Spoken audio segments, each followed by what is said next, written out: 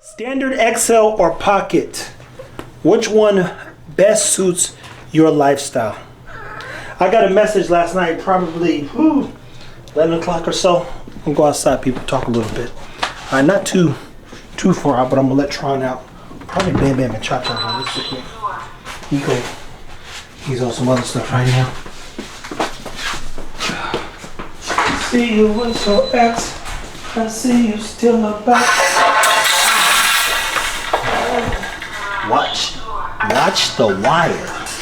And I ain't talking about the show.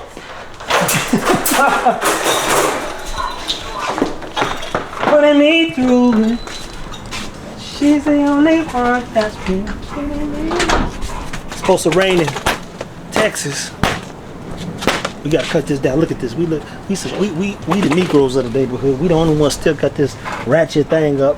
The weather hit us, and it as you see, it looked like T-Rex came down here, something out of Jurassic Park, and wrecked this thing, and we just be sitting up under here like we protected. But I'm gonna let this hailstorm come through first before I open up this whole space. Standard XL or Pocket? Which one, Tron? Which one? Which one? Which one?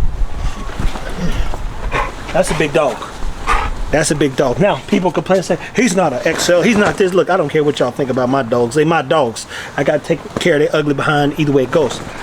So, guy says I live in, I believe, Africa. And I wanna know what's the best dog to get. Let's go over here.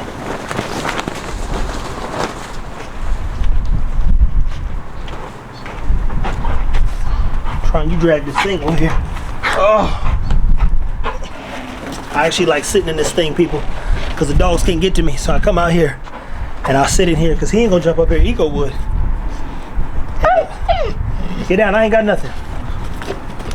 There you go. There you go.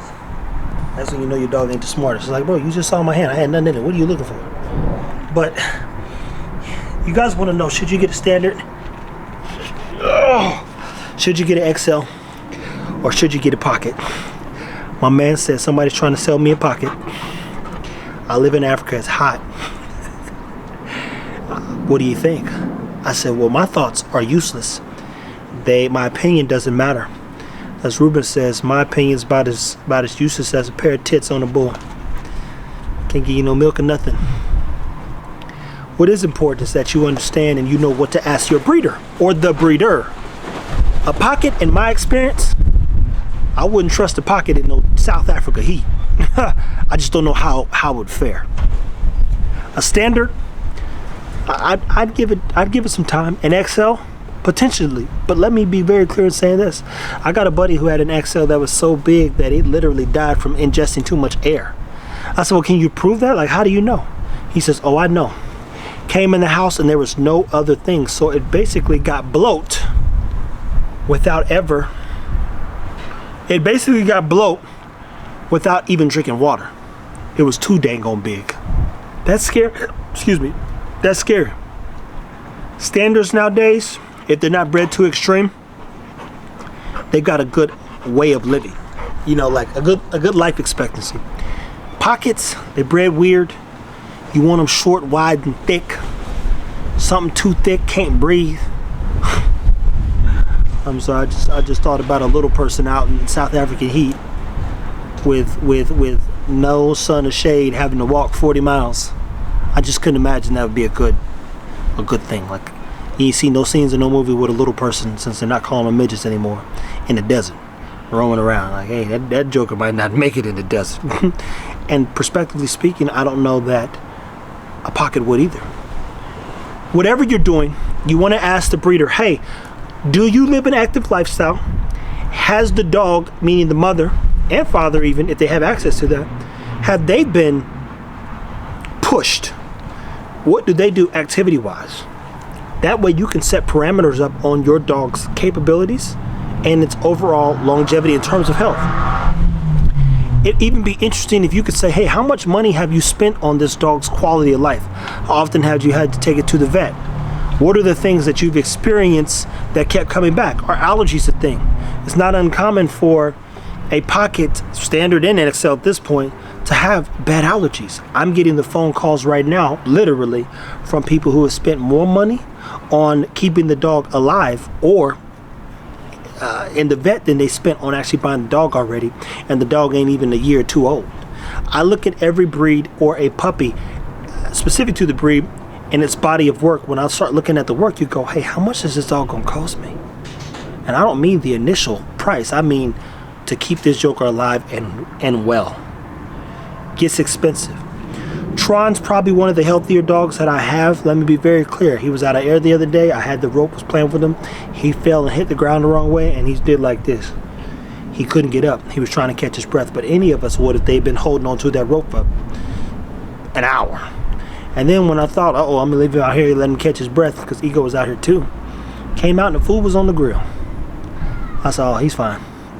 But just, hey. Now he's trying to jump over the fence. So you go,